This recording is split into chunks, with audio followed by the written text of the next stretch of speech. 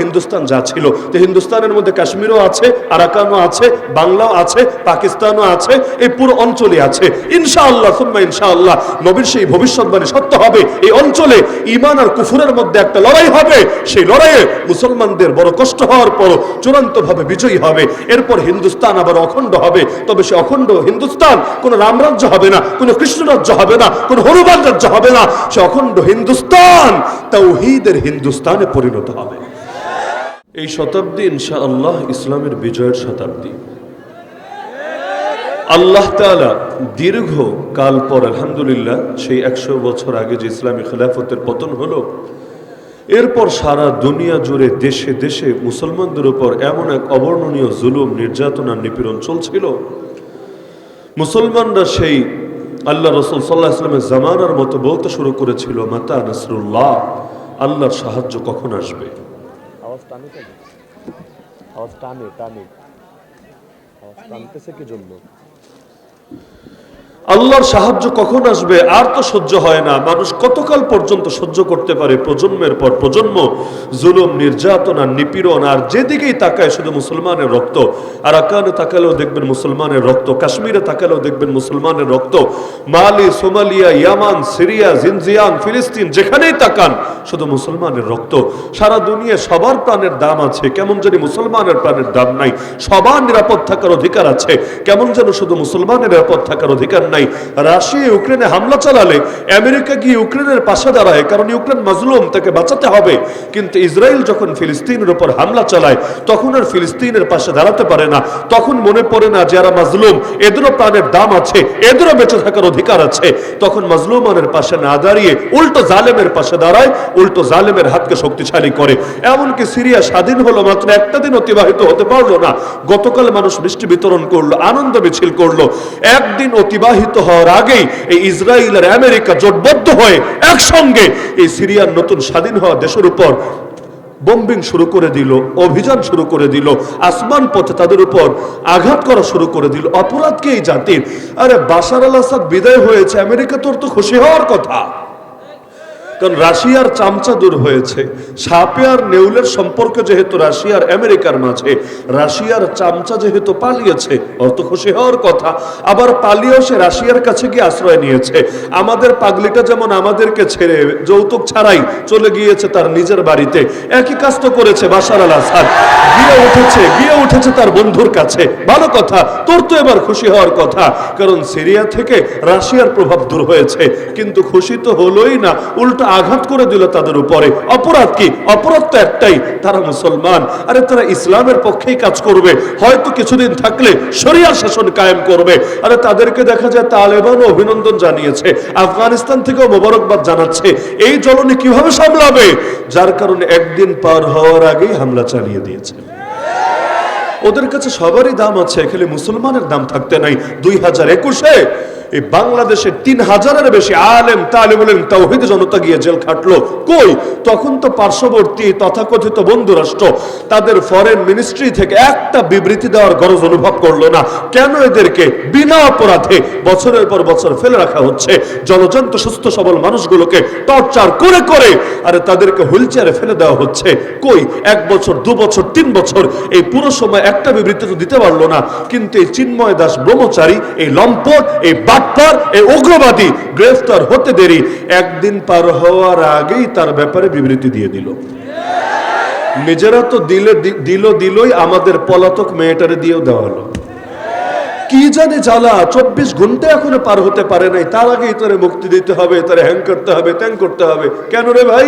তার রক্তের দাম আছে, আমাদের রক্তের দাম ছিল না। তার ইজ্জতের দাম আছে, আমাদের ইজ্জতের দাম ছিল না। তার নিরাপদ থাকার দরকার আছে, আমাদের নিরাপদ থাকার দরকার ছিল না। আরে তাকে ধরলে হয়রানি হয়, আর আমাদেরকে ধরলে তোমাদের ভেতরে আনন্দ লাগে, কাজ করে। এই বৈষম্য তো কিছুতেই মেনে নেওয়া যায় না। এমনকি তার পক্ষে বাংলাদেশে ওই ধর্মের অধিকাংশ মানুষ দাঁড়িয়ে গিয়েছে। কোন যুক্তিতে? তারে কিনা ইসকন থেকে পর্যন্ত বহিষ্কার করে দিয়েছে। ইসকন থেকে বহিষ্কৃত কিসের কারণে? মন্দিরের ভেতরে শিশুদের সাথে কি জানি করে। এই অভিযোগ আমাদের না, ইসকনই একেবারে তাদের আমেরিকার অফিস থেকে তাদের শিশু সুরক্ষা যে দপ্তর আছে সেখান থেকে তাকে বিবৃতি দিয়ে বহিষ্কার করে দিয়েছে। তাহলে যেই লোকরে তার সংগঠনের কেন্দ্র থেকে, ইসকনের কেন্দ্র কিন্তু ইন্ডিয়ায় না, ইসকনের কেন্দ্র কিন্তু দিল্লিতে না, ইসকনের কেন্দ্র হলো আমেরিকায়। এটাই মজার বিষয়। আবার ইসকন প্রতিষ্ঠা করেছে যে সেও ইন্ডিয়ার কোনো স্কুল কলেজ ভার্সিটিতে পড়ে সেখান থেকে শেখে নাই, তাদের গুরুদের থেকে ডাইরেক্ট ধর্ম দীক্ষা নেয় নাই, বরঞ্চ তার শিক্ষা দীক্ষাও আমেরিকায়। তাহলে আমেরিকায় বসে নতুন ধর্ম তৈরি করলো, তাও বেশি দিন আগে না, 1966-তে। হিন্দু ধর্মের তো ওরা মূলত বলে সনাতন, হিন্দু তো ওরা বলে না, মূল শব্দ হলো সনাতন, সনাতন ধর্ম। সনাতন শব্দের অর্থই পুরাতন। ওদের দাবি হলো এই অঞ্চলে আরো সবচাইতে পুরাতন।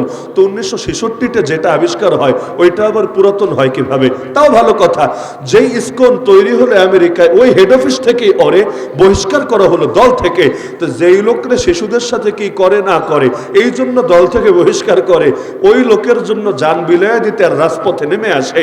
গরুর মুখ বেশি খাইলে মনে হয় মস্তিষ্কের অবস্থা এমনই হয়ে থাকে। মানে রুচি বলতে তো একটা ব্যাপার আছে, কমন সেন্স বাদই দিলাম, রুচি বলতে তো একটা ব্যাপার আছে। এইরকম ক্যারেক্টারের লোক আরে মুসলমানের মধ্যে থাকলেও মুসলমান জোতাপিটা করে ওরা বিদায় করে দিত নিজের আঙ্গিনা থেকে। আর সেখানে তার পেছনে ছুটতে ছুটতে, তার পক্ষ হয়ে লড়াই করতে করতে আমাদের এক ভাইকে পর্যন্ত শহীদ করে ছেড়েছে। হ্যাঁ, আলহামদুলিল্লাহ সুম্মা আলহামদুলিল্লাহ। এই দেশের মুসলমানদের যতই গালি দেখ, এই দেশের মুসলমানদের তো বলে জঙ্গি, বলে উগ্রবাদী, বলে টেরোরিস্ট, বলে সাম্প্রদায়িক উস্কানিদাতা। আল্লাহর কসম করে বলি, এই দেশের মুসলমান আসলেই যদি উগ্র হতো, আসলেই যদি টেরোরিস্ট হতো, আসলেই যদি সন্ত্রাসী হতো, আসলেই যদি সাম্প্রদায়িক হতো, আরে যেদিন আমাদের ভাই শহীদ সাইফুল ইসলাম আলিফকে শহীদ করা হয়েছিল, তাকে কবরে রাখার আগেই ওই খুনিদের 14 গোষ্ঠীর এই দেশের বাইরে চলে যেতে বাধ্য করত। কিন্তু শান্তিপ্রিয় জাতি বলেই, শান্তশিষ্ট ভদ্র জাতি বলেই তার নীরব থেকে ছিল। এজন্য নীরব থাকে নাই যে মুসলমানের রক্তের কোনো দাম নাই, অবশ্যই আছে। প্রতি ফোঁটা রক্তের বদলা নেওয়া হবেই হবে। হ্যাঁ, মুসলমান এজন্য বসে নাই, মুসলমানের শক্তি নাই, মুসলমান ভয় পেয়েছে। আরে আল্লাহ ছাড়া দুনিয়ার মানুষকে ভয় পাওয়ার কি আছে? যেখানে গিয়ে মানুষের চিন্তার দৌড় শেষ, সেখানে আমার আল্লাহর কুদরতের শুরুমাত্র। যেখানে গিয়ে বান্দা চিন্তা করতে পারবে না, এমন কত কিছুই তা আল্লাহ ঘটিয়ে ছাড়েন। আরে নবী মুসার সঙ্গীরা পর্যন্ত বলেছিল আজ আর রক্ষা নাই, ইন্না লামুদরাকুন, নিশ্চয়ই আমরা গ্রেফতার হব, এখনই গ্রেফতার হতে যাচ্ছি। নবী মুসা বলেছিলেন কাল্লা, আরে কিছুতেই না, হতেই পারে না, ইন্না মাইয়া রাব্বি সায়াহদিন, আমার সাথে আমার রব আছে, তিনি আমার জন্য পথ বের করবে, আমাকে পথ দেখাবে। তাহলে যেখানে গিয়ে সবার চিন্তার দৌড় শেষ, এমনকি ফেরাউনও মহা খুশি। ওই ফেরাউনের কি দরকার ছিল ওই রাস্তায় ওঠার? ও তো ভালো করে জানে, আর কেউ জানুক বা না জানুক, এই রাস্তা ওর নির্মিত কোন রাস্তা না। এই রাস্তা নবীকে দেওয়া বিশেষ মুজিজা হিসাবে দেওয়া রাস্তা। এটা যমুনা সেতুও না, পদ্মা সেতুও না, এটার পেছনে তার ন্যূনতম কোনো অবদান নাই। তাহলে নবীর জন্য আল্লাহ মুজিজা হিসাবে যে রাস্তা দিলেন, যে সেতু দিলেন, ওই রাস্তার মধ্যে ও ওঠে কিভাবে? ও না নিজের খোদা দাবি করে? খোদার র্যাঙ্ক তো নবীর উপরে, খোদার র্যাঙ্ক নবীর উপরে না, তো খোদার র্যাঙ্ক যদি নবীর উপরে হয়, ও নিজের খোদা দাবি করে। নবীর রাস্তায় উঠতে হবে কোন দুঃখে? নবীর জন্য আল্লাহ 12টা পথ বানিয়েছে, 24টা পথ বানায় তারপর সেটা দিয়ে গিয়ে ওপারে গিয়ে ধরুক না, ওই পথেই তারে উঠতে হলো। উঠবে না কেন? মরণ তো তারে টেনে নিয়ে গিয়েছিল। আবার যখন ডুবছে, পথের মাঝে যাওয়ার পর পথ নাই হয়ে গেল, বেচারা ডুবে গেল, মরতে মরতে আল্লাহরে ঢেকে গেল। তাও কিভাবে? আমান্না বিরব্বিল আলামিন বলে শেষ না, রব্বুল আলামিনের উপর ঈমান এনেছি, এতটুকু বললেও চলে। কথা আরো ক্লিয়ার ভাবে ভেঙে চুরে বলছে, ওই রবের উপর ঈমান এনেছি যে রব হলেন রব্বি মুসা ওয়া হারুন, মুসা নবীরও রব, হারুন নবীরও রব, যাতে করে কারো আর ধোঁয়াশা না থাকে, অস্পষ্টতা না থাকে যে রব্বুল আলামিন বলতে কাকে বোঝালো, নিজেকে আবার বোঝালো না তো। এজন্য কোনো ব্যাখ্যার আর অস্পষ্টতা রাখে নাই, সে ক্লিয়ার করে দিল, আমি ঈমান আনলাম মুসা নবীর রবের উপর, আমি ঈমান আনলাম হারুন নবীর রবের উপর। এই ঈমানটি আগে আনতা, তাহলে তো এত ঝামেলা করা লাগতো না। এই বাংলাদেশে বারবার একই কাজ হয়। আরে হুজুররা ওদের সুদিনে যখন ওদেরকে নসিহত করে, ওদেরকে উপদেশ দেয়, তখন হুজুরদের উপদেশ ভালো লাগে না। আর বিপদে পড়লে হুজুর বাঁচান, হুজুর বাঁচান, হুজুর হেল্প আস, হেল্প আস, এটা বলতে বলতে আর মুখে ফেনা উঠাতে ভুল করে না। এই যে এবার শহীদ সাইফুল ইসলাম আলিফ ভাইকে শহীদ করার পর প্রতিটা থানায় থানায়, জেলায় জেলায় বড় বড় হুজুরদেরকে ডাকিয়ে কাউকে ডিসি অফিসে, কাউকে এসপি অফিসে, কাউকে এনএসএর পক্ষ থেকে ফোন দিয়ে, হুজুর পরিবেশটা একটু সামাল দেন, জাতিকে শান্ত থাকতে বলেন, জুমায় জুমায় ইমামদেরকে, খতিবদেরকে জাতির উদ্দেশ্যে সাম্প্রদায়িক দাঙ্গা যাতে না হয় এজন্য পরামর্শ দিতে বলেন। কারণ আপনারা যদি খালি একটু খেপিয়ে দেন, পুরো বাংলাদেশে রক্তের বন্যা বয়ে যাবে। তার একার রক্তের প্রতিটা ফোঁটার বদলা নেওয়ার জন্য ওদের 14 গোষ্ঠীর এই বাংলাদেশ থেকেই চিরতরে উচ্ছেদ করে দেওয়া হবে। এখন আপনারাই পারেন জাতিটাকে শান্ত রাখতে। অথচ দেখা যায় ভালো টাইমে হুজুরদের পরামর্শ লাগে না, বিপদে পড়লে খালি ফোন দিতে ভুল করে না। যখন জুলাই আন্দোলন চলছিল হুজুরদেরকে ডেকে নিয়ে গেছে, একবার স্বরাষ্ট্রমন্ত্রীর বাসায়, 2বার ধর্মমন্ত্রীর বাসায়। কেন ডেকে নিয়ে? হুজুর দেখেন পুলিশও পারছে না, সেনাবাহিনীও ঠিকভাবে কথা শুনছে না, আমাদের পোলাপানো ভয়টা পায়া ওদের অবস্থা খারাপ। এখন আপনারাই আছেন আমাদের শেষ ভরসার আশ্রয়স্থল, আপনারা একটু ছেলেদেরকে শান্ত হতে বলেন। আপনাদের কথা শুনবে সবাই, ছাত্র জনতা, প্রয়োজন ইন্টারনেট চালু করে দেয়, আপনাদের বিবৃতি প্রচার করে দেই।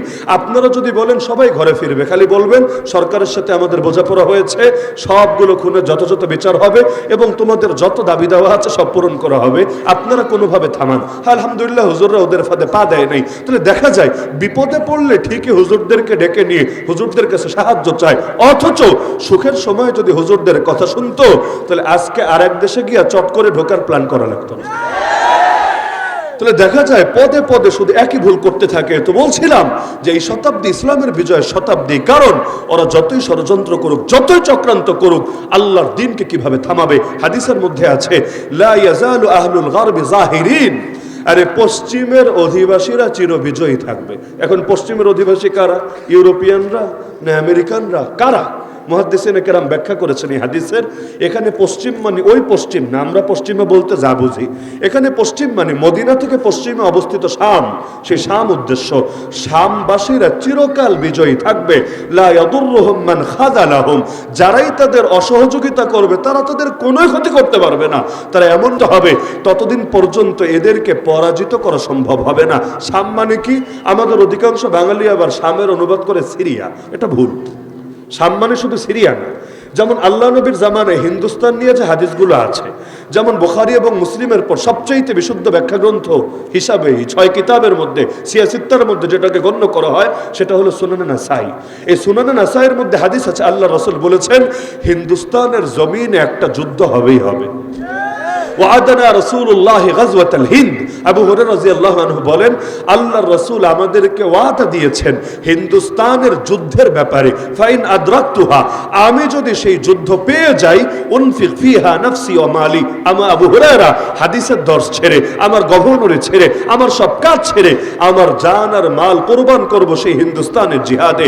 যদি সেখানে শহীদ হয়ে যাই তাহলে আল্লাহ আমাকে কুনতু মিন আফজালিশ শুহাদা, সর্বশ্রেষ্ঠ শহীদদের অন্তর্ভুক্ত হব, আল্লাহ আমাকে বানিয়ে দিবেন। আর যদি জান নিয়ে ফিরে আসি, ওয়া ইন রাজাতু ফানা আবু হুরায়রা আল মুহাররার, তাহলেও আল্লাহ তাআলা আমি আবু হুরায়রার নাম জাহান্নামের তালিকা থেকে কেটে দিবেন। তো হিন্দুস্তানের জমিনে জিহাদ হবে, আল্লাহ নবী ভবিষ্যৎবাণী করছেন। শুধু ভবিষ্যৎবাণী না, একই অধ্যায়ের মধ্যে সাওবান রাদিয়াল্লাহু আনহু থেকে হাদিস আছে, তিনি বলেন ইসাবাতানি মিন উম্মতি আহরাজাহুম আল্লাহু মিনান নার, আল্লাহ রাসূল বলেন আমার উম্মতের 2টা দলকে আল্লাহ জাহান্নাম থেকে মুক্তি দিয়ে দিয়েছেন। কিয়ামতের দিন দিবেন তাও না, দিয়ে দিয়েছেন, ফয়সালা চূড়ান্ত। কোন 2 দল? ইসাবাতুন তাগজুল হিন্দা, এক দল হলো তারা যারা হিন্দুস্তানে জিহাদ করবে, আর দ্বিতীয় দল ওয়া ইসাবাতুন তাকুনু মা ঈসা ইবনে মারইয়াম, সেই দল যেই দল ঈসা ইবনে মারইয়াম আলাইহিস সালামের সঙ্গী হবে। তো হিন্দুস্তানের জিহাদকারী কারা এই সুসংবাদটা পাবে?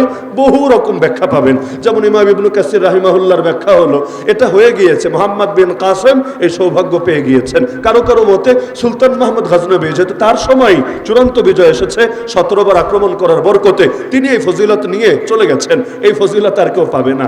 আবার কারো কারো মতে এটা এখনো হয়নি, কিয়ামতের আগ দিয়ে হবে। তবে আমার কাছে সবচাইতে ভালো লাগে মুফতি আজম পাকিস্তান আল্লামা মুফতি মুহাম্মদ শফি নওয়ারাল্লাহু মারকাদার মতটা।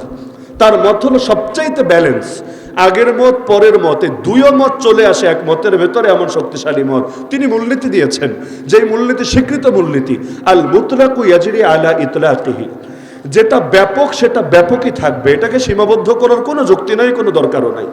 আল্লাহ রাসূল বলেছেন যারা হিন্দুস্তানে জিহাদ করবে আল্লাহ তাদেরকে জান্নাত দিবেন, জাহান্নাম থেকে মুক্ত করে দিবেন।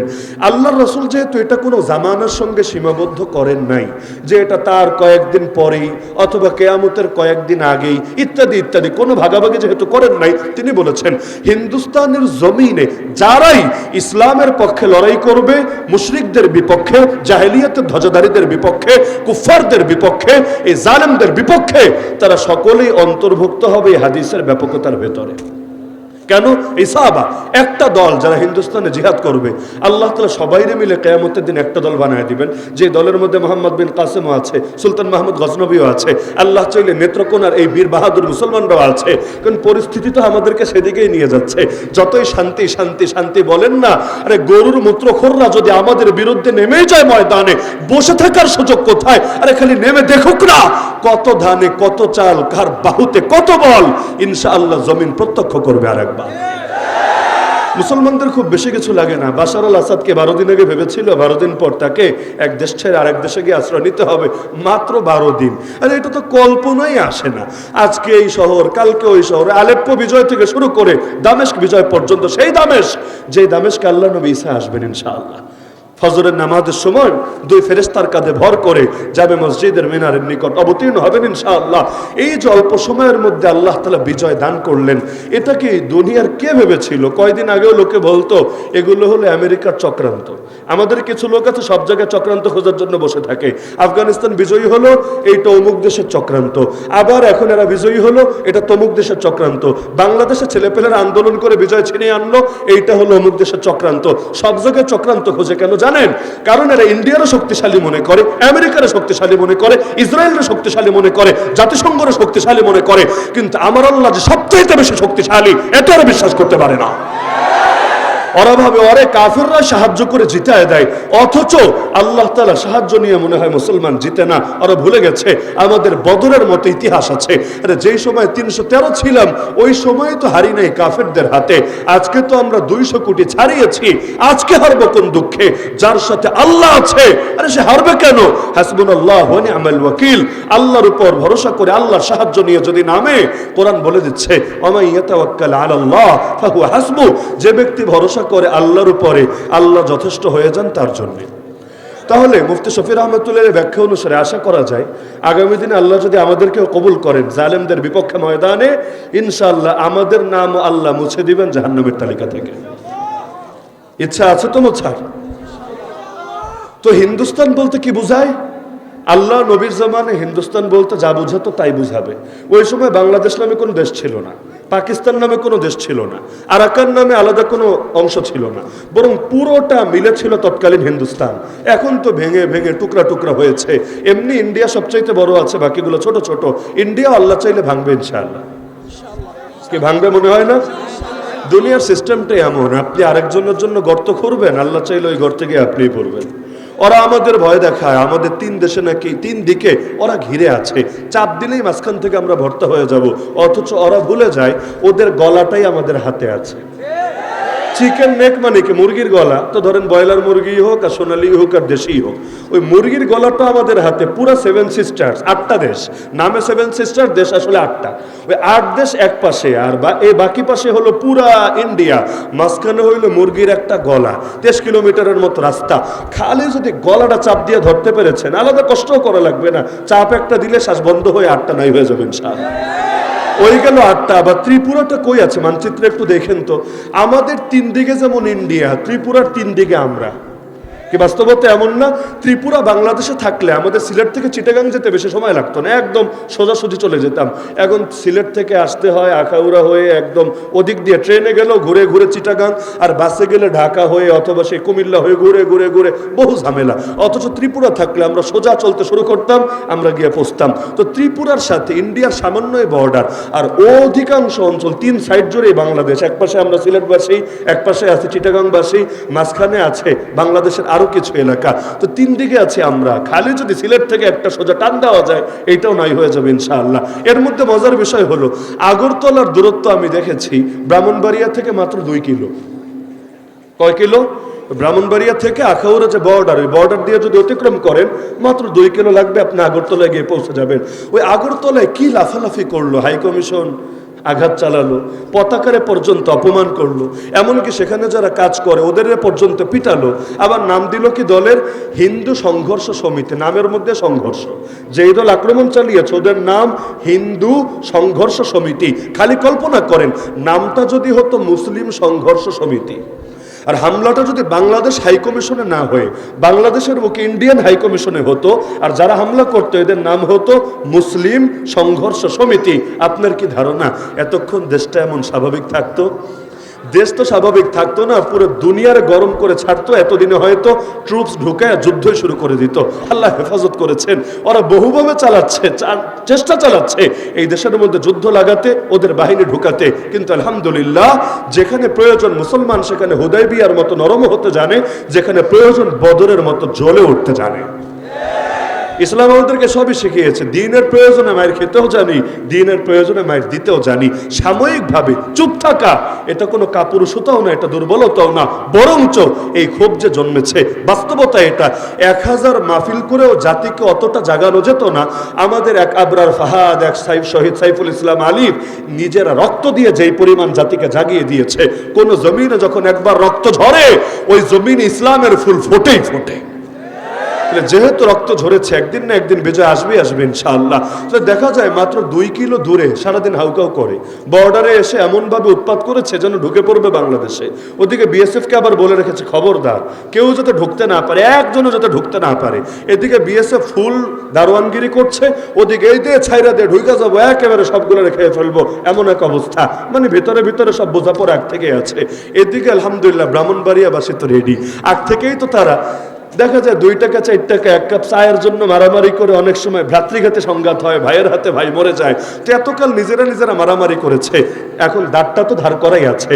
ওই যে ইঁদুর দেখেন না জিনিসপত্র কাটে, কেন ইঁদুর জিনিসপত্র কাটে? একটা কারণ, ওই লোকে বলে, আমি তো আর কোনো কাল ইঁদুর ছিলাম না, জানিও না।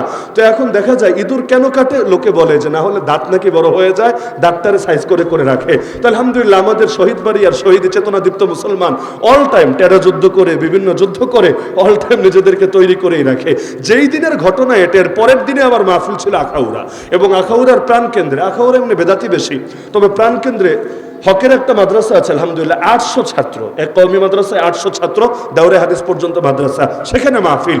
ওই জায়গায় বলে আসলাম যে দাদা বাবুরা, ওপারে এত লাফালাফি না করে এপারেই চলে আসো না, সরাসরি আলাপ হোক, দূরে দূরে বসে কথাবার্তা হয় নাকি, লাইভে আলাপ হোক, বোঝাপড়া হোক, চায়ের দাওয়াত থাকলো, চলে আসো না। বাংলাদেশে ঢুকতে চাইলে ব্রাহ্মণবাড়িয়ার উপর দিয়ে ঢুকতে হবে, আর ব্রাহ্মণবাড়িয়ার নাম শুনলে বাকি 67 জেলার মানুষ এমনি টেনশনে পড়ে, মেয়ে বিয়ে দিতে গেলেও চিন্তা করে কখন জানি আবার টেডার গুতা খাওয়া লাগে। তো যারে নিয়ে নিজের দেশের মানুষই পেরেশানিতে থাকে, তোমরা দাদা বাবুরা খেলে ঢুকতে দেরি, আর কিছু হোক না হোক অন্তত তো মুসলমানিটা করাই দিতে পারবে ইনশাআল্লাহ। দেখা যাচ্ছে না, ওপারে বসে লাফালাফি ঠিকই করবে কিন্তু এপারে আসবে না, কারণ ওরাও ভালো করে জানে যে বাঘ আর বিড়াল দেখতে অনেক সময় একরকমই লাগে। বিড়ালটা যদি জুম করে কিছু ভালো ফটোগ্রাফার আপনি হন, জুম করে আর একটা ক্লিক নিতে পারেন, দেখবেন একেবারে পুরো হালুমের মতো দেখা যাচ্ছে। বাস্তবে হালুম না, যেই মাত্র মুখটা খুলবে তখনই দেখবেন মুখ থেকে বাঘের গর্জন না ম্যাও ম্যাও বের হচ্ছে। বাংলাদেশে বহুত মানুষ সাজে না, বহুত জনের কপি। ওই যেমন 71 সালে ওই যে শেখ মুজিবুর রহমানের স্মরণে বাংলাদেশে গোপালগঞ্জে একটা লোক ছিল, দেখতে পুরো শেখ মুজিবের মতো লাগে, দেখেননি আপনারা? মোটামুটি পুরো বাংলাদেশ তারে চেনে, দেখতে পুরো শেখ মুজিবুর রহমানের মতো লাগে, কিন্তু ওরে যদি মাইকের সামনে এনে দাঁড় করিয়ে দেন, ওকে শেখ মুজিবুর রহমানের মতো ভাষণ দিতে পারবে? সাইদি সাহেবের মতো বহুতজন আছে বাংলাদেশে, দেখতে পুরো অবিকল, মোচ রাখে এমনভাবে, টুপিও পরে এমনভাবে, দেখলে মনে হবে যে তিনি যেন দুনিয়াতে নতুনভাবে চলে এসেছেন। কিন্তু এনে যদি বসিয়ে দেন মাইকের সামনে, তাহলে সাইদি সাহেবের মতো বয়ান করতে পারবে তো নাকি?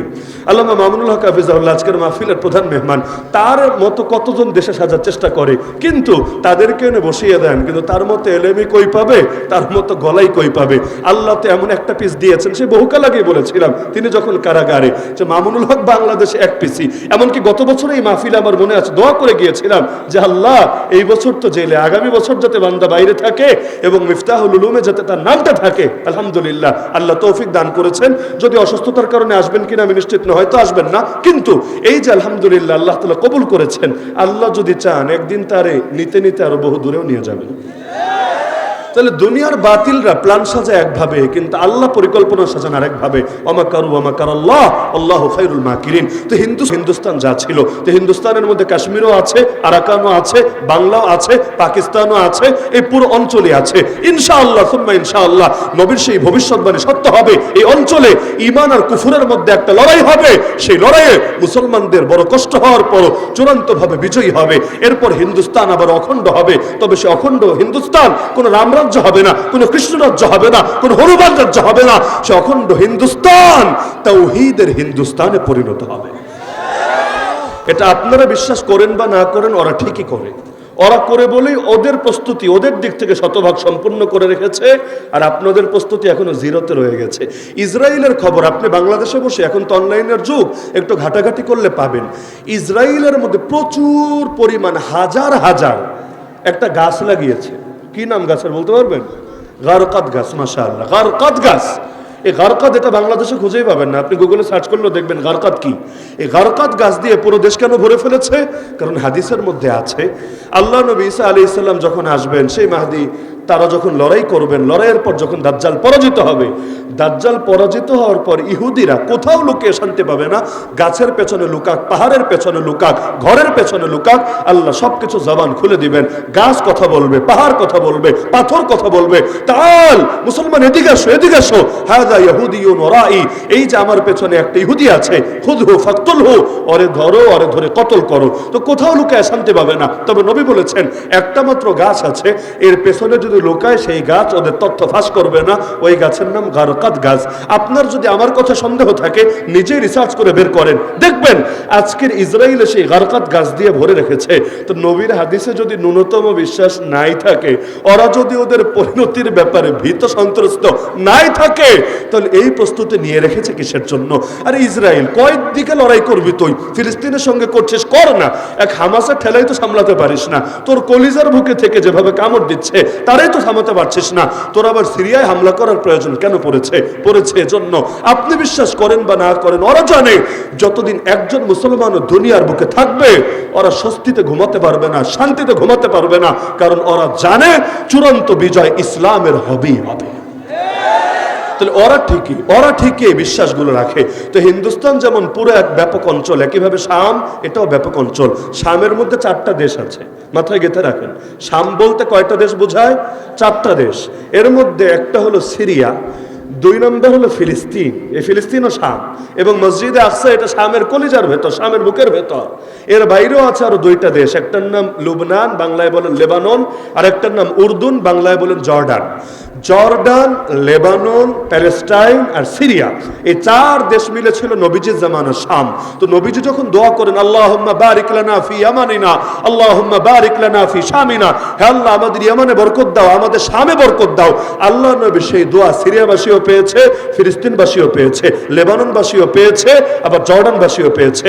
এবং এই পুরো অঞ্চল ইনশাআল্লাহ বিজয়ী থাকবেই থাকবে, কারণ নবী বলেছেন এরা বিজয়ী হবে। হ্যাঁ, মাঝে মাঝে বিভিন্ন ফিতনা আসবে, কয়দিন পর পর নতুন নতুন ফিতনা আসে। সামনে যেহেতু বহুত হাদিস, ফিতনাও আসা স্বাভাবিক। একবার এই দল, একবার ওই দল, একবার এই দল। এমনকি আপনাদের তো মিষ্টি বিতরণ করা শেষ, বাঙালিরা তো এমনি আর হুজুগে বাঙালি বলে না, আপনাদের তো মিষ্টি বিতরণ করা শেষ। অথচ মিষ্টি খেয়েছেন, ঠিক আছে, অবশ্য খাওয়া উচিত বটে, কিন্তু এর চাইতে বেশি দোয়া করা উচিত। কেন জানেন? কারণ মাত্র শুরু, সবাই ভাবছে শেষ। আফগানিস্তান যুদ্ধ যেমন শেষ, সিরিয়া যুদ্ধ শেষ না রে ভাই, মাত্র শুরু। যখন শেষ হবে এর কিছুকাল পর ইমাম মাহদী চলে আসবে। বলবেন কিভাবে? শুরু কিভাবে? এখনো পর্যন্ত সিরিয়া এক দেশের নিয়ন্ত্রণে না। সোভিয়েত ইউনিয়নের কাছ থেকে আফগানিস্তান যখন স্বাধীন হয়েছে, দীর্ঘ 9 বছর লড়াই করার পরে, 1989-তে স্বাধীন হওয়ার পর 5 বছর এরা নিজেরা গৃহযুদ্ধ করেছে। কেন? পুরো দেশ এক দলের হাতে না, এইটা ওদের হাতে, এইটা ওদের হাতে, এইটা ওদের হাতে, এইটা ওদের হাতে।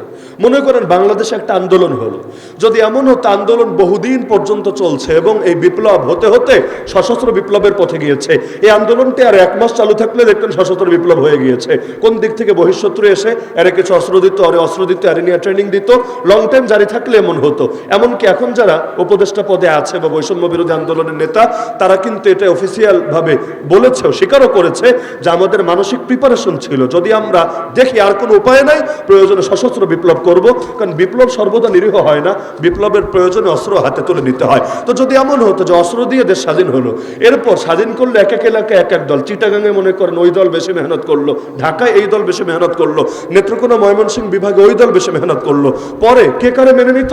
দেখা যেত বলতো এখানে আমার, এখানে আমার, এখানে আমার। এখন মিয়ানমারের যে পরিণতি হয়েছে, মিয়ানমার ছেড়েছিল আরাকানকে গিলে খাবে, আল্লাহর কি কুদরত, পুরো মিয়ানমারই চলে গেছে এখন বিচ্ছিন্ন হয়ে।